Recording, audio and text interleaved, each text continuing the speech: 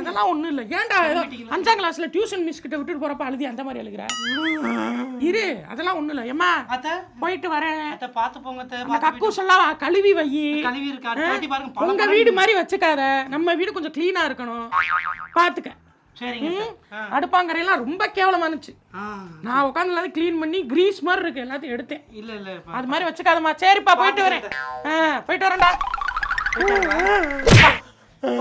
வந்து பாத்திரத்தை பூராத்தையும் கழுவுறப்போ அப்படியே பாத்ரூமையும் கழுவுற.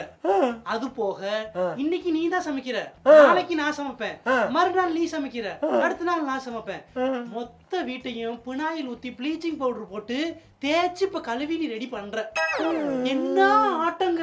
அவங்க அம்மா வந்துட்டா போதும் அப்படியே தைய தக்கான்னு ஆடுறவா. உள்ள வா. அடே, ஊர்ல வெள்ளம் வந்துருச்சு, பஸ் கேன்சல் ஆயிருச்சு. ஆமா ஆமா ஆமா.